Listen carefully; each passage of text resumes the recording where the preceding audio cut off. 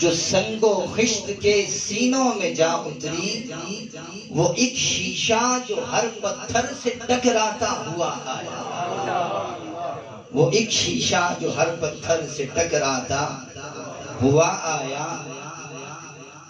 وہ ایک مستی جو ہستی کو جلا دیتے ہوئے پھیلی، وہ ایک مستی جو ہستی کو جلا دیتے ہوئے پھیلی، وہ ایک عالم جو ہر عالم پہ چھا جاتا ہوا آیا، وہ ایک عالم جو ہر عالم پہ چھا جاتا ہوا آیا، مشیت حسن کی تکمیل فرماتے ہوئے ابھری، مشیت حسن کی تکمیل فرماتے ہوئے ابھری، تصور آخری تصویر بن جاتا ہوا آیا، وہ ایک امی جو ہر دانش کو چمکاتا ہوا آیا، وہ ایک دامان رحمت پھول برساتا ہوا آیا۔ معزز حاضرین و سامعین گرامی قدر، السلام علیکم ورحمۃ اللہ وبرکاتہ۔ آج کی یہ خوبصورت، حسین، پروقار تقریب میلاد النبی صلی اللہ علیہ وسلم، جس کو سجایا ہے تحریک منہاج القرآن واکنٹ وارڈ 8 نے، جو انعقاد پذیر ہے محترم المقام سینئر رہنما تحریک منہاج القرآن محمد اظہر حمید صاحب کی رہائش گاہ پر، ان کے برادر مکرم محترم جناب محمد سعید صاحب، جو آپ کے دست و بازو بھی ہیں۔ اور یہ جو پروگرام ہے جو زیر صدارت ہے، تو میں اس بزم کا میں دیکھ رہا ہوں کہ جو تو صدارت ایک کی ہوتی ہے، مگر یہاں پر پورے سٹیج کی ایک زینت ایسی ہے کہ سب کے سب صدر محفل ہیں۔ قبلہ علامہ افتخار رحمانی صاحب ہو، جو کہ معروف اور جانی مانی شخصیت ہیں، اور عالمی شہرت یافتہ فخر القراء قاری محمد امین نقشبندی مجددی صاحب ہوں، محترم صدیقی برادران نے بڑی خوبصورت نعت پیش کی، ناظم تحریک منہاج القرآن ویلفیئر محترم جناب محمد جاوید صاحب، آپ نے بڑی خوبصورت نقابت ارشاد فرمائی، جناب محترم مقصود صاحب تشریف فرما ہیں، ناظم تحریک منہاج القرآن واقع تشریف فرما ہیں حاجی لیاقت صاحب، اور سارے کے سارے آپ احباب اور دیگر زعماء کارکنان، یعنی ایک لمبی اور طویل فہرست ہے، یعنی کہ یہ خواص کی ایسی مجلس ہے کہ جہاں پر ہر شخص کا چہرہ نہیں یا نام نہیں، بلکہ بہت سے ایسے ہیں جن کے کام بھی جانے پہچانے، تو سارے کے سارے مہمان خصوصی ہیں، اور وقت بھی جو بیتا ہے، وہ سلام کا ایک شعر ہے نا کہ وقت بیتا ہے جو آپ کی یاد میں، اس کی ہر ایک ساعت پہ لاکھوں سلام۔ آپ نے بڑے ذوق سے وقت بھی گزارا ہے، اللہ تعالیٰ محترم المقام اظہر حمید صاحب کا یہ سجانا، آپ کا حاضر ہونا اپنی بارگاہ میں قبول فرمائے۔ تو میں لمبے چوڑے موضوع کی طرف نہ جاؤں گا، اور نہ اس وقت ہم اس کے متحمل ہیں۔ میں یہ چاہوں گا کہ جو ایک بزم سجی ہے اور اس میں جو ایک ذوق تشکیل پایا ہے، میں اسی کو لے کر تھوڑا سا آگے بڑھوں، اور آقا کریم صلی اللہ علیہ وسلم کی آمد کی بات چل رہی ہے، ثناخوانی کے اندر بھی، تلاوت قرآن مجید کے اندر بھی، اور قبلہ شاہ صاحب جو صدارت بھی فرما رہے ہیں اور زیر شفقت بھی ہے ان کے سید اصغر حسین شاہ صاحب، آپ نے بھی بڑی خوبصورت نعت اور تلاوت دونوں بڑے آپ نے ذوق آفرین پیش فرمائے۔ تو یہ جو آمد مصطفیٰ ہے صلی اللہ علیہ وسلم، یہ ایسا نہیں کہ صرف قرآن کا موضوع رہا، شریعتیں آئی حضرت آدم علیہ السلام سے لے کر سیدنا عیسیٰ روح اللہ علیہ السلام تک، اور اس میں شریعت کے احکامات بدل بدل کر آتے رہے، چونکہ محدود خطے تھے جن کے لیے شریعتیں آیا کرتی، تو کچھ احکامات اترتے، لیکن ایمان کا وہ پہلو کہ جس کو قرآن نے بھی کہا ان الدین عند اللہ الاسلام، کہ دین شروع سے سارے کا سارا اسلام ہی ہے۔ اب جو اس کے ایمان کا پہلو ہے، اللہ پر ایمان، فرشتوں پر، کتابوں پر، یہ بھی سارا ہر دور میں یکساں رہا۔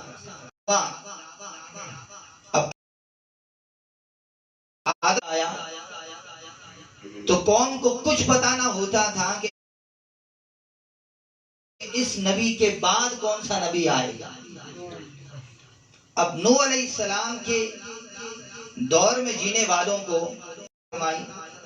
ایمان کامل دیا، عقیدہ کامل دیا، لیکن اس کے علاوہ جو اگلے رسالت کی تفصیل ہے وہ ہر نبی کو، اس کی ہر امت کو تفصیلاً عطا نہ ہوئی۔ لیکن اللہ نے رکھا کہ چاہے کوئی نبی ہو، کسی قوم کا ہو، کسی دور کا ہو، کسی خطے کا ہو، اس کی رسالت تب تک مکمل نہ ہوتی تھی جب تک حضور کی آمد کی خبر نہ دیا کرتا۔ جب تک حضور کی آمد کی، کہ ہر نبی کی ڈیوٹی تھی کہ وہ آنے والے کو خبر دیتا جائے۔ آپ کہیں گے شاید میں نے یوں ہی کوئی بات کر دی، نہیں۔ قرآن نے کہا کہ اس دنیا میں آنے سے پہلے ہر نبی کی روح کو اللہ نے عالم ارواح میں اکٹھا کیا، میثاق لیا۔ اور میثاق جانتے ہیں ایک ہوتا ہے وعدہ۔ کیا ہوتا ہے؟ وعدہ۔ میں نے محترم سے کیا، انہوں نے میرے ساتھ کیا، تیسرا بندہ کوئی نہیں، زبانی کلامی وعدہ ہو گیا۔ میثاق کا مطلب ہے کہ ایسا وعدہ کہ جو صرف دو بندوں کے درمیان، دو ہستیوں کے درمیان یا دو فریقین کے درمیان نہ ہو، وعدہ بھی ہو، اس پر گواہ بھی ہو، اس کی تصدیق بھی ہو جائے۔ اسی میثاق سے آپ لفظ بولتے ہیں وثیقہ۔ کیا بولتے ہیں؟ یہ مکانوں کے لیے وثیقے لکھواتے ہیں کہ نہیں؟ یہی میثاق ہے کہ اس میں صرف گواہی زبانی کلامی نہیں چلتی، باقاعدہ دستخط ہوتے ہیں اور مہر بھی لگا کرتی ہے۔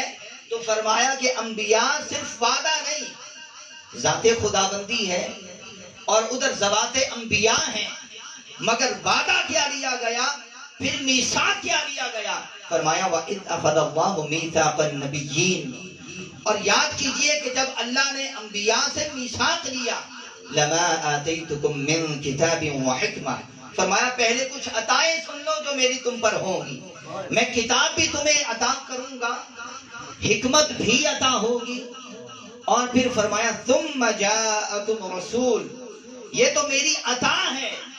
اب کتاب بھی دی، حکمت بھی دی، پھر فرمایا رسول بھی آئے گا، تو مولا اب کرنا کیا ہے؟ تینوں باتوں کا اعلان کرنا ہے۔ فرمایا دینی کتاب بھی ہے، دینی حکمت بھی ہے، اور رسول بھی آئے گا، مگر جو بیان کرنا ہے صرف آمد محمد کا بیان کرنا ہے۔ آمد مصطفیٰ، مرحبا، آمد مصطفیٰ، مرحبا۔ کیا لفظ ہے؟ فرمایا لَتُؤْمِنُنَّ بِهِ وَلَتَنصُرُنَّ، پیچھے تین چیزیں، کتاب بھی، حکمت بھی اور رسول بھی، مگر فرمایا جب رسول آ جائے، کتاب پر بھی ایمان تو ضروری تھا نا، حکمت پر بھی تو ایمان ضروری تھا نا، مگر فرمایا کہ دو باتیں اس کو بیان کرنے کی حاجت نہیں، مگر تیسری بات کو بیان کرنے کی ضرورت ہے۔ اس لیے نبیوں، معاملہ صرف تمہارا نہیں، تمہاری امتوں کا بھی ہے۔ ہر امت کو پتا ہوگا یہ اللہ کی کتاب ہے، ایمان لے آئے گی، مگر آمد مصطفیٰ پر ایمان لانے کے لیے تمہارے بیان کی ضرورت پڑے گی۔ تمہارے کس کی ضرورت پڑے گی؟ ایمان کی ضرورت پڑے گی۔ اس لیے فرمایا جب وہ رسول آ جائے تم نے ایمان بھی لانا ہے اور اس کی مدد بھی کرنی ہے۔ تو آپ ابن کثیر سمیت سارے کے سارے مفسرین اٹھائیے، سب نے لکھا کہ اس وعدے کی وجہ سے، چونکہ اللہ نے کہہ دیا تھا ثم جاءکم رسول، پھر تمہارے پاس رسول آئے گا، کیا ہوگا؟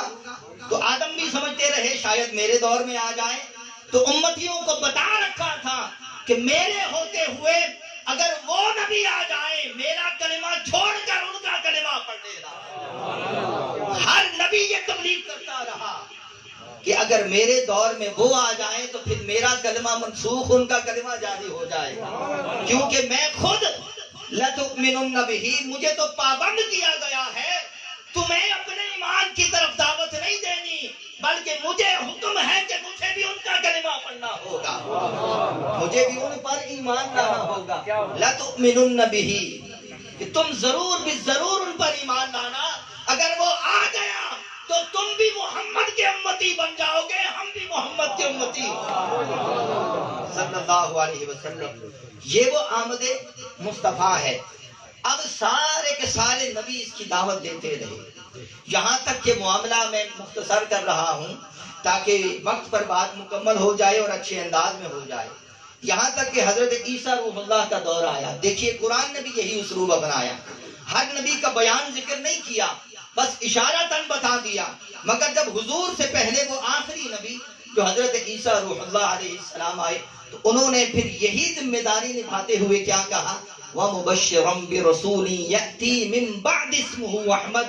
صرف عیسیٰ علیہ السلام پر یہ راز کھولا گیا کہ اگر وہ میں اور میرے سارے کے سارے وہ میرے بھائی جو رسالت میں میرے ساتھ شریک تھے، تو فرمایا کہ وہ سارے کے سارے انتظار کرتے رہے کہ ممکن ہے کہ وہ ہمارے دور میں آ جائے، مگر سنو میں تمہیں خوشخبری سنا رہا ہوں، وہ میرے بعد آنے والے ہیں۔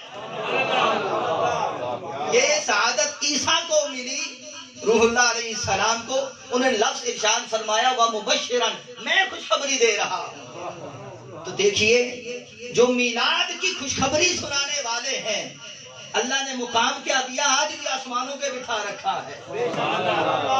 آج بھی کدھر ہے؟ آج بھی آسمانوں پہ ہے۔ اس لیے جن کے حصے میں میلاد کی خوشخبری آئی، فرمایا کہ سعادت یہ ہے کہ آسمان پہ بٹھایا جائے گا۔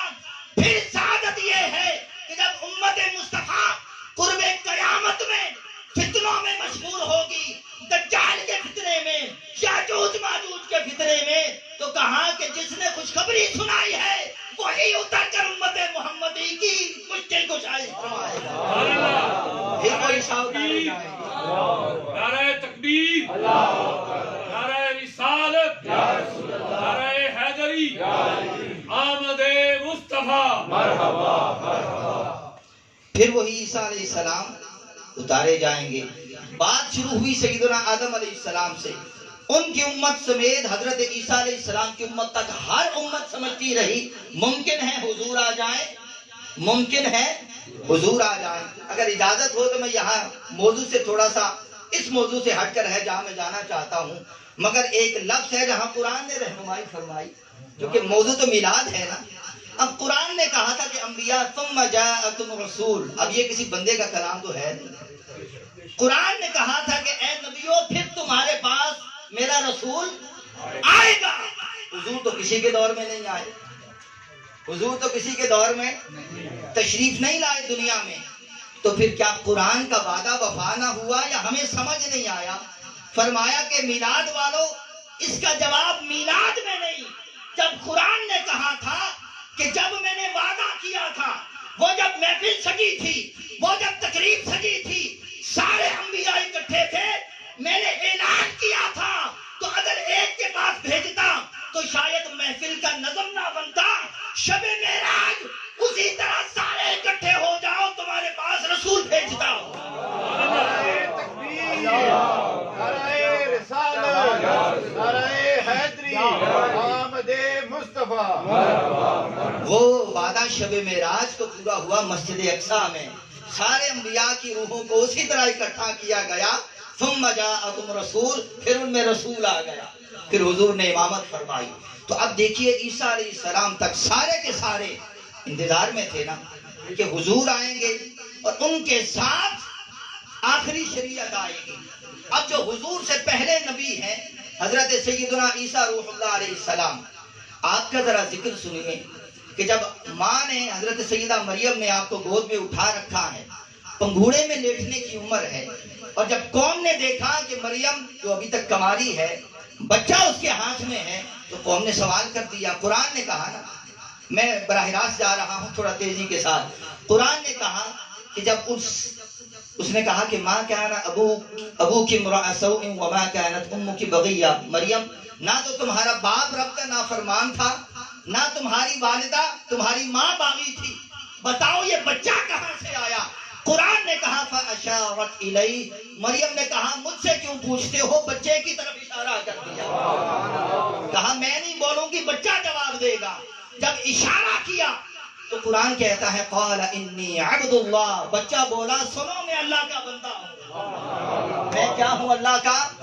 اور دوسرا اعلان کیا کیا؟ فرمایا آتانی الکتاب وجعلنی نبیا، کہ مجھے اللہ نے کتاب بھی دی ہے۔ پنگھوڑے میں لیٹا ہوا بچہ بول رہا ہے مجھے رب نے کیا دی ہے؟ کتاب۔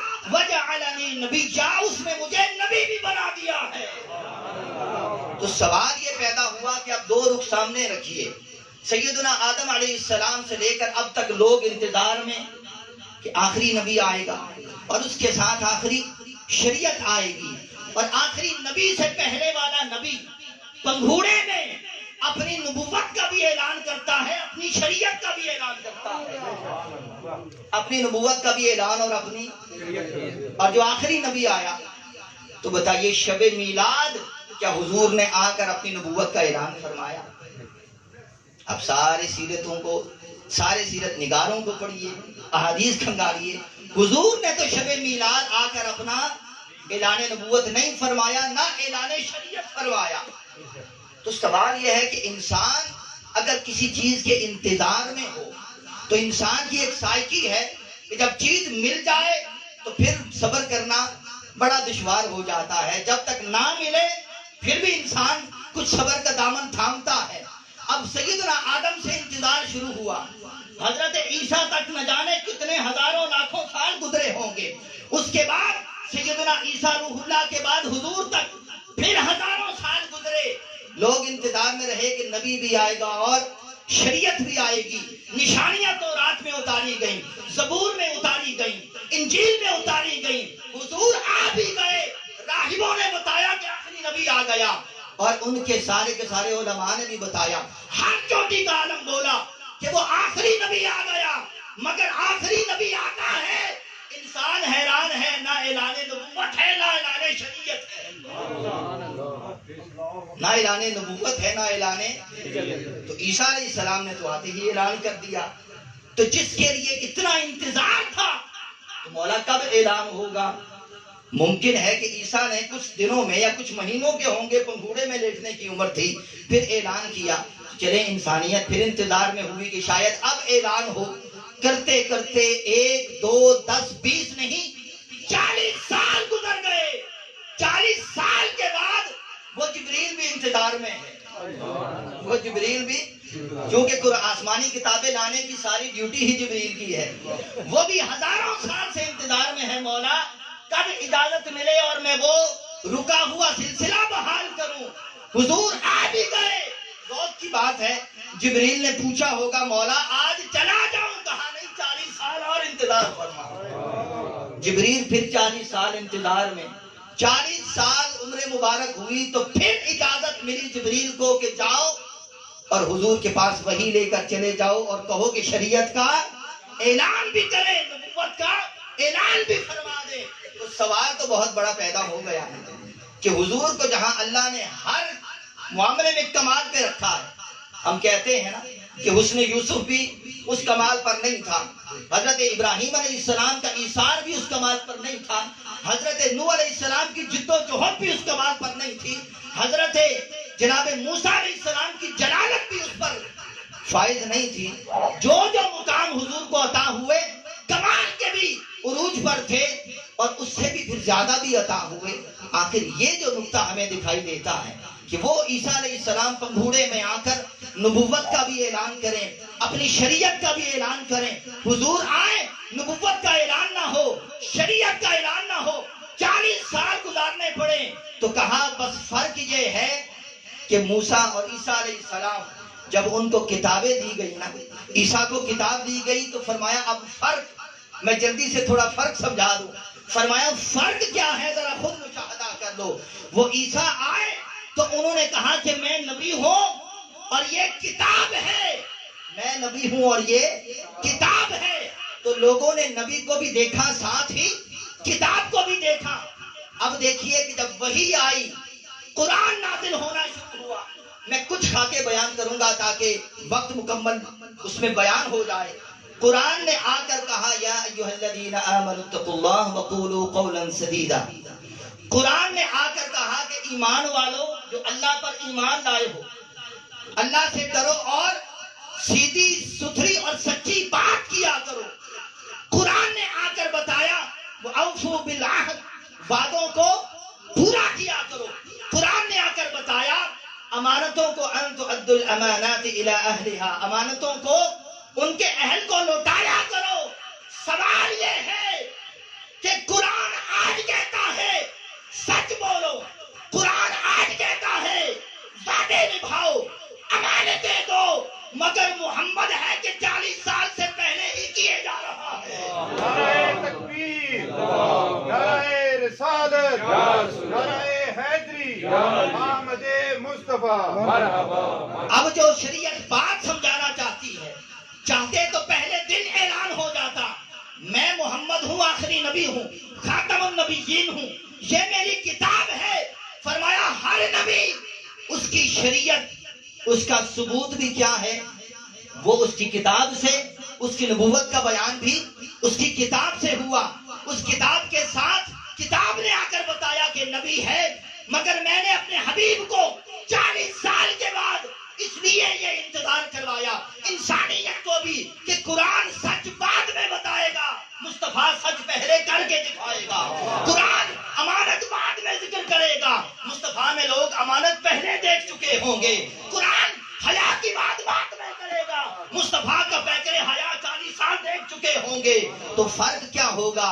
فرق یہ ہوگا کہ قرآن سے اگر کوئی کہے گا نا کہ سچ کہاں سے ثابت ہے، کہیں گے قرآن سے. امانت کہاں سے ثابت ہے، کہیں گے قرآن سے. حیا کہاں سے ثابت ہے، کہیں گے قرآن سے. تو پوچھو ذرا خود قرآن کہاں سے ثابت ہے، کہیں گے ذات محمد سے.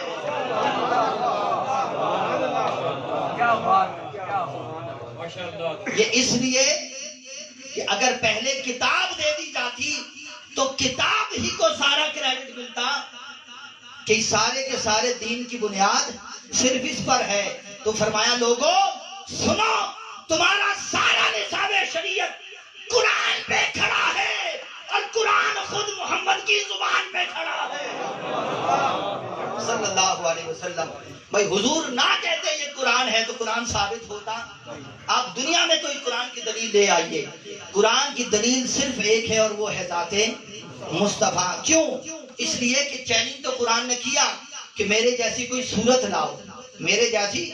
تو قرآن جیسی صورت نہ لا سکتے، مگر یہ کیسے پتہ چلتا کہ رب کا کلام ہے؟ ممکن ہے کسی جن کا ہو، کسی فرشتے کا ہو. بھائی بے عیب ہونا تو ثابت ہے، رب کا کلام کیسے ثابت ہوتا؟ فرمایا کہ دیکھو ایک طرف قرآن دیکھو، ایک طرف ذات مصطفیٰ کو دیکھو، ادھر بھی کوئی عیب نہیں ہے، ادھر بھی کوئی عیب نہیں، ادھر بھی انکار ہے پھر بھی اقرار ہے، ادھر بھی انکار ہے پھر بھی اقرار ہے. تو لہذا جب قرآن کے اندر بھی نہ جھوٹ ثابت کر سکے، نہ اس کی مثل لا سکے، وہی بات محمد میں ہے، نہ اس کی مثل لا سکے، نہ اس کی ذات میں عیب تلاش کر سکے، تو سوچ لو جس نے اسے بنایا ہے اسی نے اسے اتارا بھی ہے. جس نے اسے بنایا ہے اس نے، کیونکہ وہ خود کہتا ہے، جس کو کہتے ہو نا صادق ہے، وہ خود کہتا ہے یہ کلام کس کا ہے؟ اللہ کا ہے. اب 40 سال کے بعد وہی اتری. اب شریعت بھی ذرا ایک سرپرائز ہوتا ہے نا انسان کہ اتنے 1000 سال کے انتظار کے بعد آپ کو کوئی دوسرے ملک سے کوئی TCS کروا دینا کہ میں کوئی سرپرائز بھیج رہا ہوں، تو انسان بڑا ایک تجسس اور اضطراب کے عالم میں ہوتا ہے، نہ جانے کیا چیز ہو. ہزاروں سال کے بعد شریعت اتری، اور شریعت کا پہلا سبق کیا تھا؟ ہزاروں سال آپ اس پرسپیکٹس میں دیکھیے نا کہ کائنات انتظار میں ہے کہ آخری شریعت کا پہلا سبق کیا ہوگا. فرمایا اقرأ بسم ربک الذی خلق، پڑھیے اپنے رب کے نام سے جس نے پیدا کیا. خلق الانسان من علق، انسان کو جمے ہوئے خون سے، لوتھڑے سے پیدا کیا. اور فرمایا اقرأ وربک الاکرم، اس رب کے نام سے پڑھیے جو بڑا کریم ہے، سب سے بڑا کریم ہے. الذی علم بالقلم، جس نے قلم کے ساتھ لکھنا سکھایا. علم الانسان ما لم يعلم، اور انسان کو وہ کچھ سکھایا جو وہ پہلے نہیں جانتا تھا. اب یہ تو ہے پہلی وحی.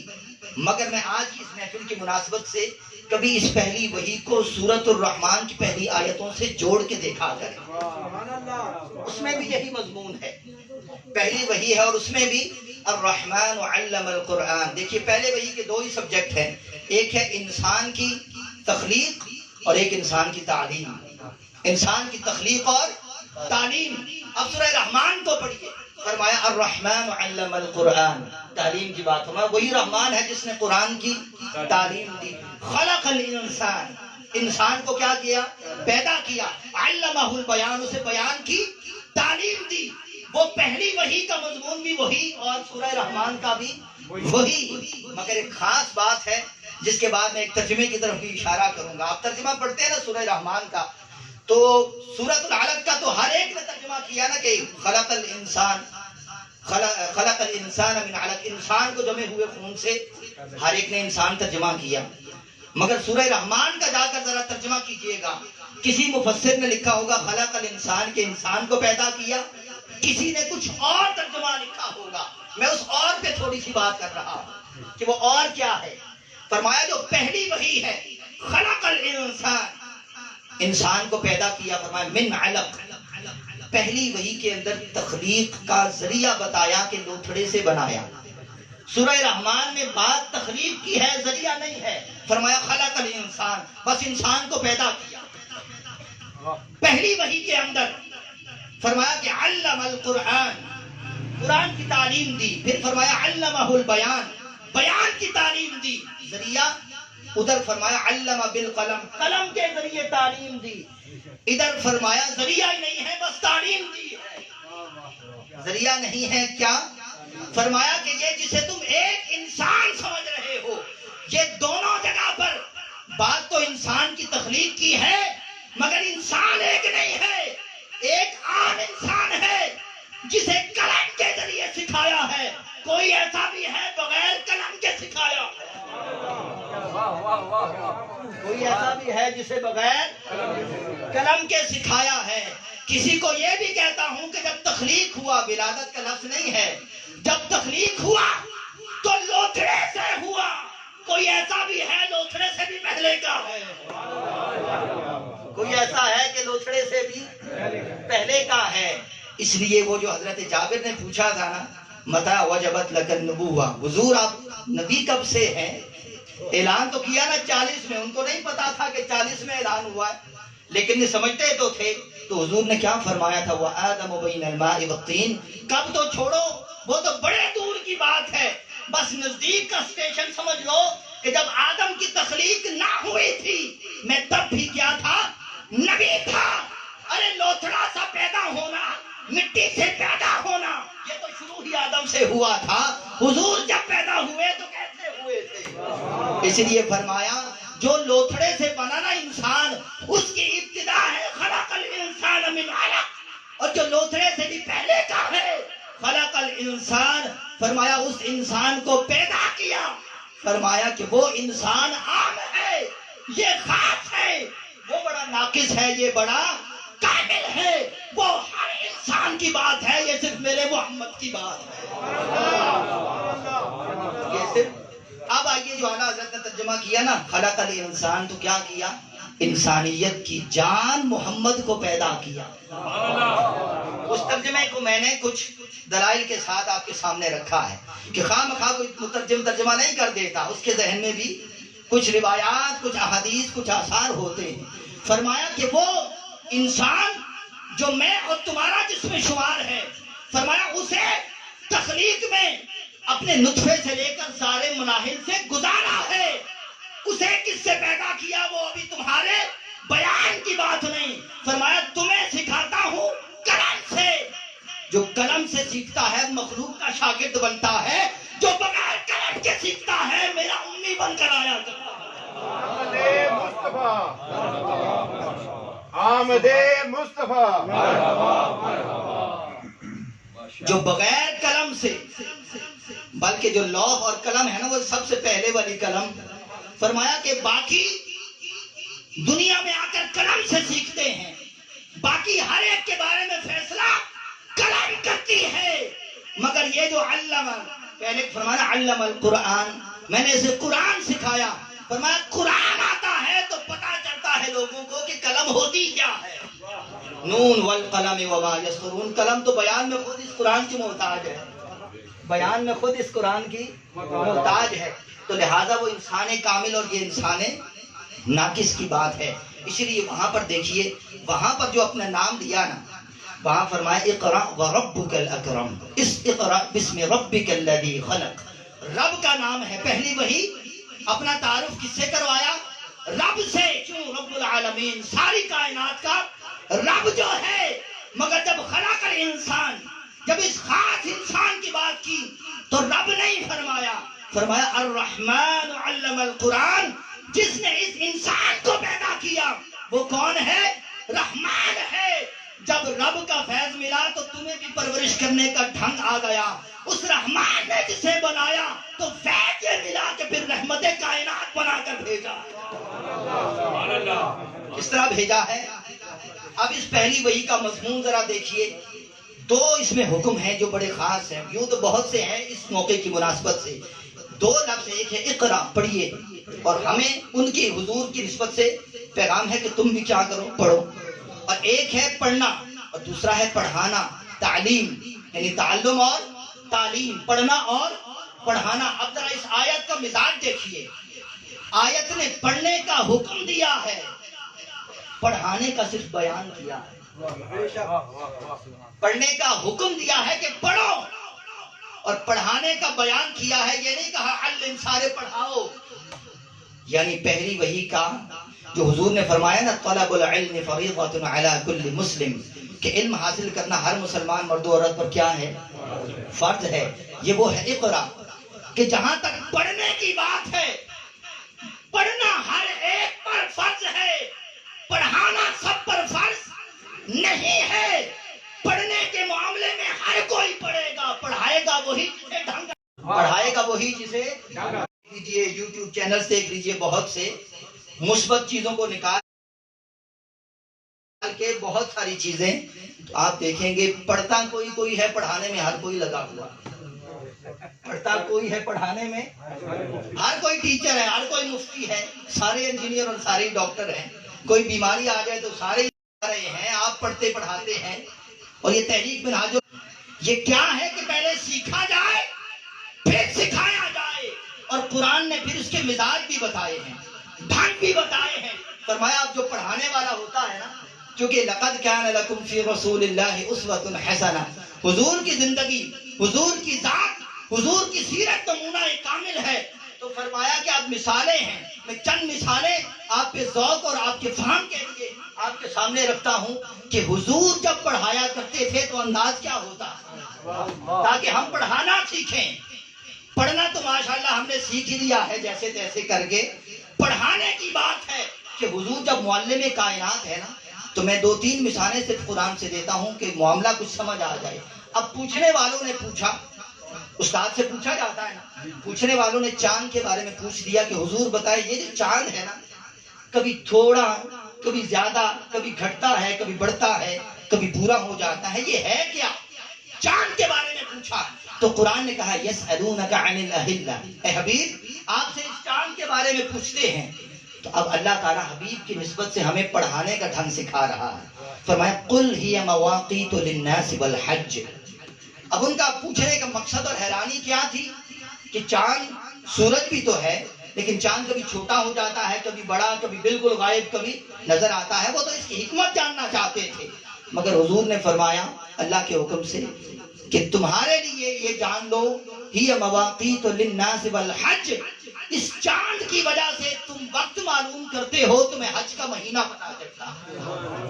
اب انہوں نے پوچھا کیا تھا, چاند کی حکمت کے چھوٹا بڑا کیوں ہوتا ہے, غائب کبھی کیوں ہوتا ہے, کبھی کبھی کیوں دکھائی دیتا ہے. پوچھا تو یہ تھا, اور حضور کا جواب کیا ہے, یہ تمہارے اوقات ہیں, صبح و شام کا پتہ چلتا ہے, تاریخوں کا تعین کرتے ہو, حج کا مہینہ آئے تو اس کا پتہ کر لیتے ہو. حضور نے یہ جواب ارشاد فرما دیا. پھر ایک موقع پر سوال ہوا یسألونک ماذا ينفقون, آپ سے پوچھتے ہیں کہ حضور ہم خرچ کیا کریں, ہم کماتے بھی ہیں نا. تو آپ نے اللہ کے راستے میں خرچ کرنے کی فضیلت بیان فرمائی ہے. حضور کیا خرچ کریں؟ اب اس کا بالکل سیدھا سیدھا جواب دیا، فرمایا قل العفو، اپنی ضرورتیں ذمہ داریاں پورے کرو، جو بچ جائے اللہ کے راستے میں خرچ کرنے کی اجازت ہے۔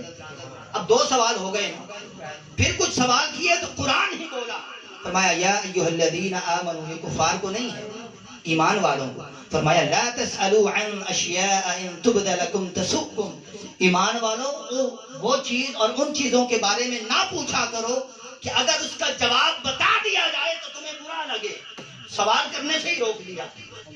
ایک اور مقام پر فرمایا ام تريدون ان تسألوا رسولکم کما سئل موسیٰ من قبل، کیا تم یہ چاہتے ہو کہ میرے حبیب سے ایسے سوال کرو جیسے موسیٰ سے قوم نے کیے تھے کہ سادہ سا حکم آیا تھا کہ گائے ذبح کرو، کبھی رنگ پوچھتے تھے، کبھی نسل پوچھتے تھے، کبھی کیا پوچھتے تھے، پھر ہر پابندی ان پر آئی۔ کیا تم بھی یہی چاہتے ہو بیجا سوال کرنے سے؟ اب پڑھانے کا طریقہ بتایا جا رہا ہے۔ آپ کھولے نا ذرا ٹک ٹاک، جو پڑھنے پڑھانے کی چیزیں ہیں، کچھ دن پہلے مجھے بھی آیا، آپ کو بھی آتے رہے ہوں گے، اور اس میں سوال کیا کچھ اس قسم کا کہ ایک چیز ہے وہ دن میں پتہ نہیں 5 بار ہوتی ہے، وہ عورت ایک بار کرتی ہے، مرد زندگی میں ایک بار استعمال کرتا ہے، مرد کے لیے حرام ہے، وہ پتہ نہیں کیا ہے۔ اب قرآن کیا کہتا ہے کہ چاند کے بارے میں کچھ سوال پوچھنا بیجا سوال نہیں تھا، حق سوال تھا۔ اور اسی وجہ سے آج دیکھیے، آج ہمیں چاند کے بارے میں آ کر سب کچھ پتا چل رہا ہے کہ نہیں، مگر فرمایا کہ وہ دور ایسا دور ہے کہ ابھی اس میں ظاہری ٹیکنالوجی اور ترقی اس کی تشکیل نہیں ہوئی۔ فرمایا اس دور کے لیے وہ سوال بے فائدہ تھا، تمہیں پتا چل بھی جائے اس وجہ سے بڑھتا ہے یا گھٹتا یا بڑھتا ہے، تو یہ جو 2 چیزیں میں نے بتائی ہیں اس سے زیادہ کیا کر لو گے؟ اس لیے فرمایا کہ سوال کا جواب وہ لینا چاہیے جو تمہارے کام کا ہے۔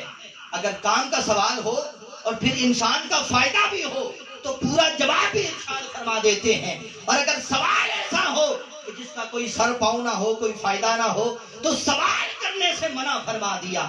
تو فرمایا کہ ہر کوئی پڑھانے نہ بیٹھ جائے، صرف سیکھو بھی، تعلیم بھی حاصل کرو، پڑھانے کا ڈھنگ بھی سیکھو۔ ایسا نہیں کہ جس نے جو پوچھا اس کو جواب دے دیا۔ آج یہی تو ہو رہا ہے نا، جو پوچھا جاتا ہے جواب دیتے ہیں، تو ادب بھی گئے۔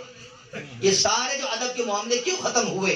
بڑی بڑی ہستیوں کے ختم ہو گئے نا، کیونکہ ہر سوال کا جواب پوچھنا اور دینا فرض شروع اور سمجھنا شروع کر دیا گیا، وہ آداب گئے۔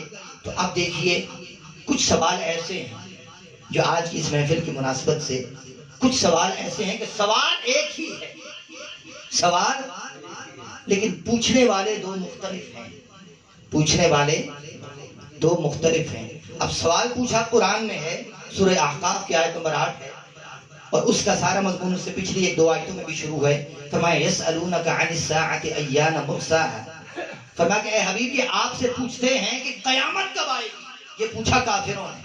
کس نے پوچھا؟ جو ابھی ایمان نہیں لائے تھے، حضور کی شریعت کو اور بعثت کو نہیں مانتے تھے، باوجود دلائل کے نہیں مانتے تھے، انہوں نے کہا کہ حضور قیامت کب آئے گی؟ اب ان کا جواب دیا، ان کا جواب کا انداز کیا ہے؟ فرمایا قل انما علمها عند ربی، حبیب فرما دیجئے کہ اس کا علم تو میرے رب کے پاس ہی ہے۔ اس کا علم کیا ہے؟ اب پوچھنے والے وہ کہ جن کو معجزات بھی دکھائے نہیں مانے، شریعت کے احکامات بھی دیے نہیں مانے، تو فرمایا حبیب یہ اپنا بھی ٹائم ضائع کر رہے ہیں اور آپ کا بھی۔ جو ٹائم ویسٹ کرے، فرمایا کہ فرما دیجئے مجھے کیا پتا، اللہ جانے کہ وہ کب آئے گی۔ یہی سوال آقا کے غلام نے پوچھ لیا جو حضور پر ایمان لا چکا تھا کہ حضور متی الساعہ، قیامت کب آئے گی؟ حضور نے نہیں فرمایا کہ اللہ کو پتا ہے، حضور نے فرمایا وما اعددت لها، غلام اس کے لیے تیاری کیا کی ہے؟ کیا فرمایا؟ غلام اس کے لیے تیاری کیا کی ہے؟ اب آگے مکالمہ چل رہا ہے۔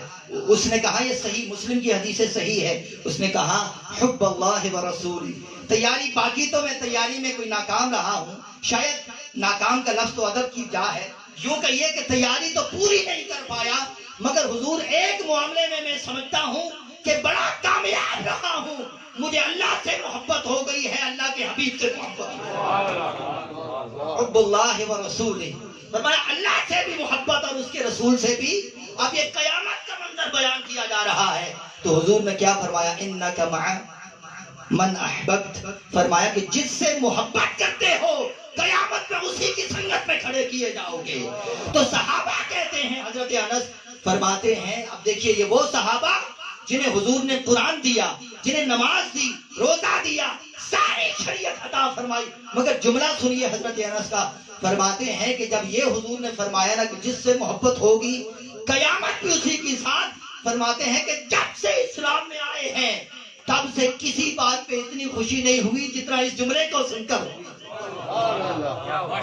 قرآن بھی ہے، اب ہم دیکھتے ہیں نا ہر چیز کو، نماز اور حضور کی محبت کو آج ہم نے مقابلے میں کھڑا کیا ہو کہ محبت الگ ہے یا نماز ہی محبت ہے۔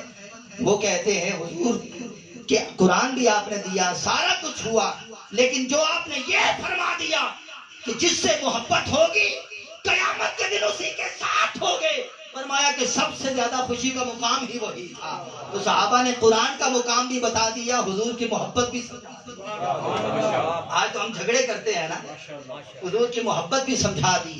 یہی سوال جب کفار نے، نہ ماننے والوں نے، جو باوجود دلائل کے، معجزات کے نہ مانے، جب سوال پوچھا نا قیامت کے بارے میں کہ حضور یہ کیا ہوگا کیا ہوگا، یہ قیامت کے مناظر کے بارے میں، تو فرمایا لا ادری ما یفعل بی ولا بکم، مجھے کیا پتا میرے ساتھ کیا ہونا ہے اور مجھے کیا پتا تمہارے ساتھ کیا ہونا، یہ قرآن ہے۔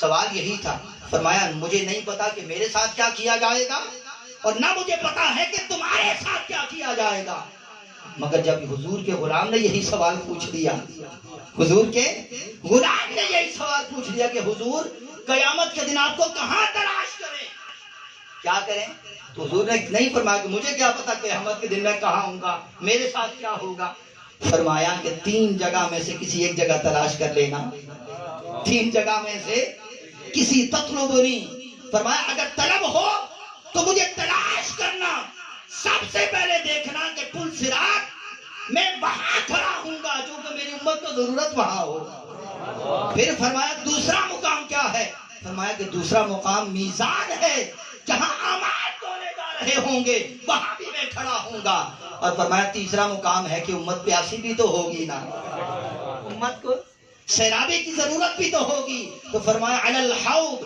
میں حوض کوثر پر کھڑا ہوں گا، اور فرمایا کہ تینوں مقام ہیں، ان 3 میں سے کسی ایک جگہ تلاش کر لینا، تمہیں اپنا حبیب وہیں دکھائی دے گا۔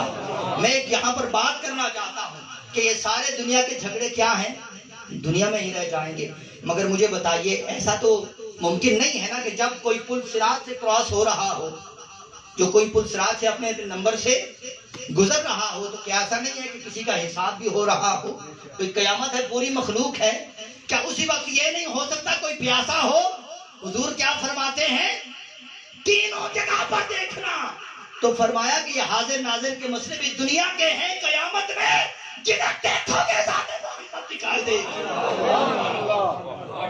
صراط پہ بھی وہی دکھائی دیں گے، میزان پہ بھی وہی دکھائی دیں گے، حوض کوثر پر بھی وہی نظر آئیں گے۔ یہ سارے جھگڑے دنیا کے، اس لیے قرآن نے سمجھا دیا کہ تعلیم کا طریقہ کیا ہوتا ہے، ہر سوال کو نہ لے کر بیٹھ جایا کریں، اگر جواب بھی آتا ہو دیکھا کریں کہ اگلے کو ضرورت کتنی ہے، اگلے کو، یہ آج کی اس بزم کا پیغام بھی ہے۔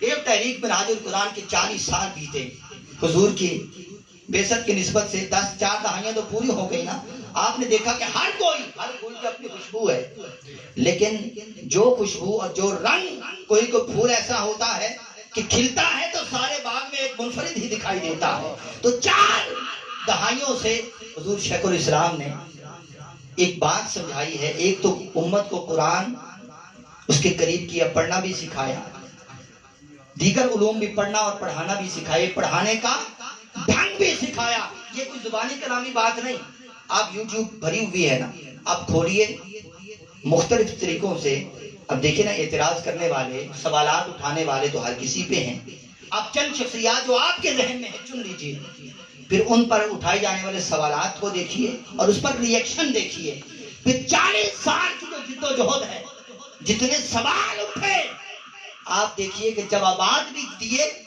کتنے دیے، کس کو ذریعے اور کس کے طریقے پر دیے، آپ قرآن کھول کر دیکھیں گے تو آپ کو پتہ چل جائے گا، صرف نام قرآن کا منہاج القرآن نہیں ہے، قرآن کا منہاج ہر عمر کے حصے میں دکھائی دے گا۔ آج آپ دیکھتے ہیں نا کہ بڑے بڑے، میں ان مثالوں کو نہیں، اس طرف نہیں جانا چاہ رہا، نہ میں چاہوں گا، صرف ذہن کو ایک بات بٹھانے کے لیے کہ 15 سے 20 سے 30 سال پہلے دیکھیے نا، جن سوالات پر آسمان اٹھا لیا جاتا تھا، آج بہت سے لوگ خود وہ اس کے قائل ہو گئے کہ نہیں ہو گئے۔ اب تب بھی جوابات سن لیجیے، ہر آج کے بھی جوابات سن لیجیے۔ جواب آنا ہی کافی نہیں ہوتا، کمال تب ہوتا ہے جواب دینے کا ڈھنگ بھی آتا ہے۔ یہاں جواب آ جائے تو بڑا کمال ہوتا ہے نا۔ اس لیے امت محمدیہ، اسلام نے پہلی وحی کے اندر پڑھنے کا حکم دیا۔ ہمارا سب سے زیادہ جو ہمارا کنسرن ہے، جو ٹینشن ہے نا، وہ پڑھنے پہ ہونی چاہیے، اور پڑھانے کی ٹینشن جو ہر ایک لیے بیٹھا ہے، تو فرمایا کہ اس کے تو بڑے درجات ہیں، اس طرف نکل جائیں تو ایک اور موضوع درکار ہوگا۔ لہذا آج کا پیغام بھی یہی ہے کہ اگر آپ چاہتے ہیں نا کہ اجتماعیت آ جائے، کہ جہاں اجتماعیت حضور کی ذات پر اکٹھا ہونے کا نام ہے، وہاں عمل میں اگر اجتماعیت چاہیے، فکر کی اجتماعیت، تو پھر اس میں بھی قرآن کے اسلوب کو فالو کریں نا۔ اگر آپ چاہتے ہیں کہ تعلیم کے اندر، ہم میں سے ہر کوئی یہ تو بات کرتا ہے کہ نصاب ایک ہونا چاہیے، کرتے ہیں نا، مگر کبھی یہ بھی دیکھا ہے کہ پڑھانے کا انداز بھی کوئی ہونا چاہیے۔ نصاب تو وہی ہو، وہ جو بات علامہ مستنصر صاحب کہہ رہے تھے نا کہ 4 بندے تھے، چیز ایک ہی تھی، ہر کسی نے اپنے انداز میں بیان کر دی، تو نصاب ایک بھی ہو جائے، پڑھانے کا انداز جدا جدا ہے، تو بھیا نصاب کا کیا فائدہ ہے بتائیے؟ بھائی بتائیے، گاڑی آپ کسی کو سیوک پکڑا دیں اور اس نے ساری زندگی رکشہ چلایا ہو، تو اس نے تو سیوک بھی ویسے ہی بگانی ہے، کیونکہ رکشہ جو چلایا ہے، ٹھیک ہے، اس کا حال بھی وہی کرنا ہے۔ تو کہنے کا مطلب ہے کہ جو روٹ ہے، حضور شیخ الاسلام نے روٹ کو آئیڈینٹیفائی کیا ہے کہ قرآن نے سمجھایا کیا ہے، پڑھانے کا طریقہ سیکھو۔ ایسا نہیں تھا شروع سے کہیں پہ نصاب حنفی تھا، کہیں پہ شافعی تھا، کہیں پہ مالکی تھا۔ ہاں نصاب ایک ہو تو بڑی بات ہے، مگر نصاب مختلف ہوتے ہوئے بھی ریزلٹس لیے جا سکتے ہیں اگر پڑھانے کا ڈھنگ آتا ہو۔ امام شافعی نے لیے کہ نہیں؟ احناف نے لیے کہ نہیں؟ سب نے لے لیے نا۔ تو اس لیے بات یہ ہے کہ صرف چیز اجتماعیت اگر چاہیے نا، تو اجتماعیت نصاب سے زیادہ اجتماعیت تعلیم کے ڈھنگ پر ہونی چاہیے۔ اب ہمارے اندر تو اجتماعی، میرے خیال اجتماعیت تو گئی نا، صرف 2 چیزیں اجتماعی رہ گئی، ایک اجتماعی قربانی اور ایک اجتماعی شادیاں، بس 2 اجتماعیت بچی ہے مسلم قوم۔ یہ بھی بڑا بھلے کی بات ہے، یہ بھی شکر کریں کہ 2 اجتماعیت کا لفظ تو بچ گیا نا۔ جیسے کھڑکوں کی آر میں تو اسلام کا لفظ ہی گیا، ابھی تو پھر بھی بڑے بھلے کی بات ہے کہ اجتماعیت کا لفظ، قربانی اور پھر بھی اس تک بچا ہوا ہے۔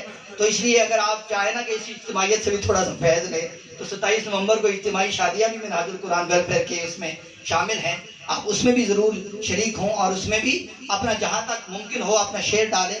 تو بات یہ ہے کہ اجتماعیت ایک تو اگر ذات کی، ایمان کے حوالے سے، عقیدے کے حوالے سے چاہیے، تو ذات محمد کے سوا بھی کوئی چارہ نہیں ہے۔ اگر کوئی عمل ہے، لقد کان لکم فی رسول اللہ اسوۃ حسنہ، تو مصطفیٰ کے طریقے کے علاوہ کوئی چارہ نہیں ہے۔ اس لیے فرمایا کہ سوالات چاہے کسی دور کے ہوں، حضور نے 2 سوالات کے الگ الگ جوابات دے کر بتا دیے۔ ایک نے سوال پوچھا تو جواب پردے میں رکھا، ایک نے پوچھا تو راز کھول دیے۔ فرمایا کہ یہ پیغام ہے تمہارے لیے۔ اقبال ویسے کوئی لائنیں نہیں کہہ گیا کہ کی محمد سے وفا تو نے، تو ہم تیرے ہیں، یہ جہاں چیز ہے کیا لوح و قلم ہی تو سارے راز کھولتی ہے نا۔ فرمایا راز کھولنا چاہتے ہو تو نسبت محمدی کے ساتھ پختہ ہو جاؤ، جتنا پختہ ہوتے جاؤ گے پردے اٹھائے جاتے رہیں گے، پردے اٹھائے جاتے رہیں گے۔ اس لیے پڑھنے کی طرف آئیے، پڑھانے کی طرف آئیے، اور پڑھانے کا ڈھنگ سیکھیے، اور حضور کی ذات جو ہر چیز کی دلیل بھی ہے، خود قرآن کی دلیل ہے، اس ذات سے اپنا رشتہ اور ناطہ پختہ کیجئے کہ بمصطفیٰ بنسا خیش کہ دی ہماؤست، اگر بہو نہ رسیدی تمام بول حبیث۔ اللہ تعالیٰ محترم اظہر حمید صاحب کا، ان کی رہائش گاہ پر تحریک منہاج القرآن وارڈ 8 کا یہ سارا اہتمام قبول فرمائے، اور میں اس مختصر سے وقت میں جو ایک علم اور تعلیم کا پیغام دے پایا، جو چھوٹا سا ایک نوکری پیش کی، اللہ تعالیٰ اس کی خامیاں معاف فرمائے، اور اللہ تعالیٰ ہم سب کو اس پر عمل کی توفیق عطا فرمائے، اور وہ بہاریں دکھائے علم اور تعلم اور تعلیم کی، کہ صحابہ ایک آیت سیکھ کر، چند آیتیں سیکھ کر، چند تفاسیر، ہر صحابہ بھی پورے تفسیر کے عالم نہیں تھے، وہ چند آیتیں سیکھ کر جہان پر چھا جایا کرتے تھے۔ ہم تفسیریں سر پہ اٹھائے اپنے علاقے میں کچھ نہیں کر پاتے، بس بات وہی ہے کہ کی محمد سے وفا تو نے، وہ حضور کے ہو گئے تھے، ان کا ہر طریقہ حضور کا ہو گیا تھا، حضور کے ہو جائیں تو پھر ساری خدائی بھی انسان کی ہے، وما ہی الا البلاغ۔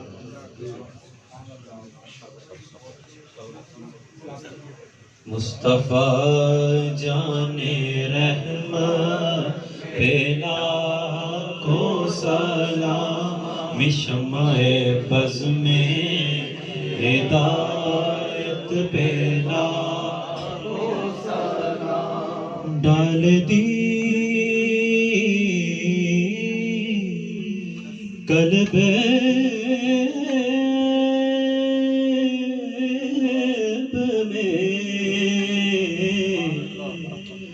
عظمت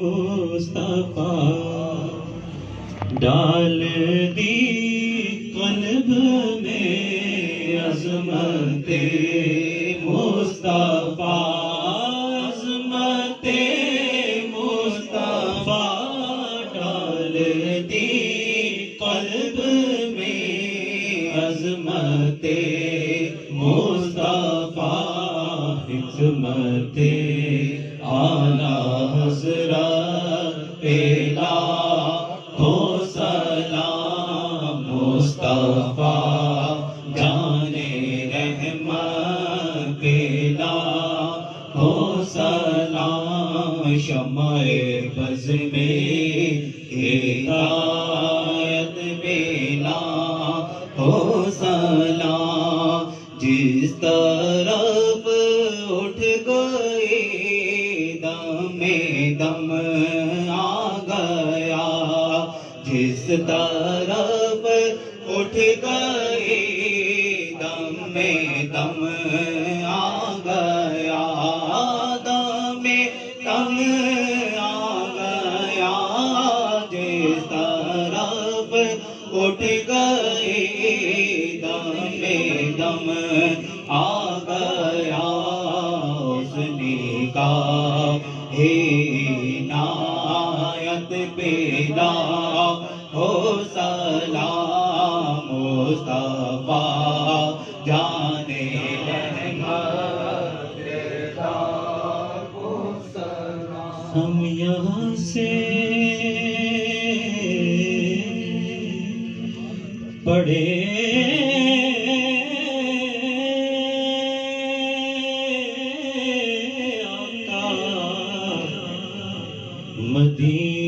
مدینے سنے، ہم یہاں سے پڑھے آقا مدینے سنے، آقا مدینے سنے، ہم یہاں سے پڑھے آقا مدینے سنے، ان کی اعلیٰ سماعت پہ لاکھوں سلام، مصطفیٰ جان رحمت پہ لاکھوں سلام، شمع بز میں ہدایت پہ لاکھوں سلام، یا الہی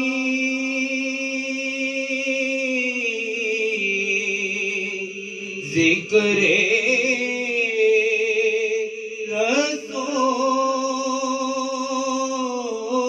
رسول اور یہ سلام آج زانا ہو،